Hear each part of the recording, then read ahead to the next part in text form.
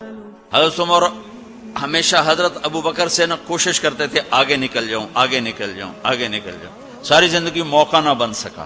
تبوک کا موقع آیا تو اللہ کے نبی نے کہا مال خرچ کرو، تو عمر کہنے لگے آج میں ابو بکر کو کاٹ سکتا ہوں، آج میں اس سے آگے نکل سکتا ہوں کہ وہ آج کل غریب ہے، میں مالدار ہوں، تو وہ تھوڑا لائے گا میں زیادہ لاؤں گا تو میں بڑھ جاؤں گا۔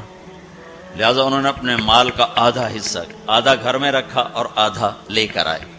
ابو بکر نے جھاڑو پھیر دیا، جو کچھ تھا وہ سارا سمیٹ کے لے آئے۔ جب دونوں پراپرٹی سامنے رکھی گئیں تو حضرت عمر کی بہت زیادہ نظر آ رہی، ابو بکر کی بہت تھوڑی نظر آ رہی، لہذا حضرت عمر بڑے اطمینان میں کھڑے کہ آج جیت خطاب کے بیٹے کی ہے۔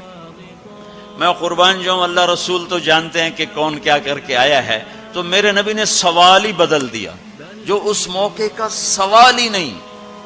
میرے نبی نے پوچھنا یہ تھا ابو بکر کتنا لائے ہو، عمر کتنا لائے ہو، اور یہی اس موقع کا سوال ہے، لیکن اللہ رسول جانتے ہیں کہ کس کے مال میں وزن زیادہ ہے، تو میرے نبی نے سوال بدل دیا، فرمایا عمر ما خلفت، واہ واہ عمر پیچھے کیا چھوڑ کے آئے ہو؟ تو حضرت عمر تو وہیں دھڑم ہو گئے گا، با میں گیا، سوال سے ہی وہ پتہ چلے گا، با میری کلی اڑ گئی، گئی وکٹ۔ عمر ما خلفت یا ما ترکت لأہلک، یہ دونوں الفاظ ہیں، پیچھے گھر والوں کے لیے کیا چھوڑا؟ تو پہلے حضرت عمر بڑے جوش میں کھڑے تھے، پھر ایک دم ڈھیلے ہو گئے، کہنے با جی آدھا چھوڑا ہے آدھا لایا۔ پھر آپ نے کہا ابا بکر ما خلفت یا ما ترکت لأہلک، ابو بکر تو پیچھے چھوڑ کے کیا آیا، بچوں کے لیے کیا چھوڑ کے آیا؟ تو ان کا ترکت اللہ ورسول،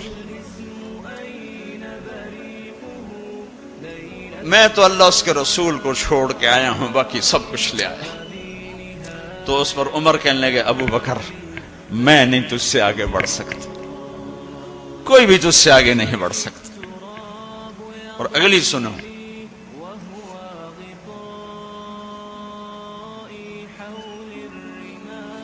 اپنے کپڑے بھی دے دیے اور ایک ٹاٹ تھا وہ پہن کر اس کو کانٹوں سے سی لیا۔ تو جبریل آئے، کہنے لگے یا رسول اللہ، اللہ تعالیٰ پوچھ رہے ہیں کہ ابو بکر نے یہ ٹاٹ کیوں پہنا ہوا ہے؟ تو آپ نے کہا کہ ابو بکر نے سارا کچھ اللہ اس کے رسول پہ لگا دیا ہے اس لیے یہ پہنا ہوا ہے۔ تو کہا یا رسول اللہ،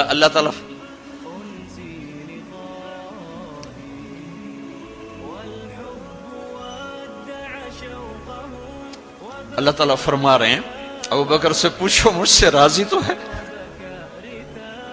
مجھ سے راضی تو ہے، اس فقر میں مجھ سے راضی ہے؟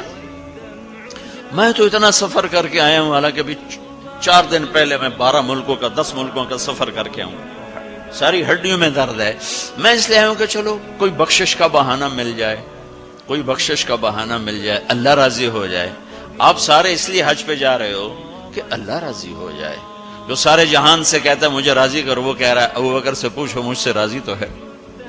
تو آپ نے کہا ابو بکر تیرا رب تجھے سلام بھی کہہ رہا ہے اور پوچھ رہا ہے کہ راضی ہو؟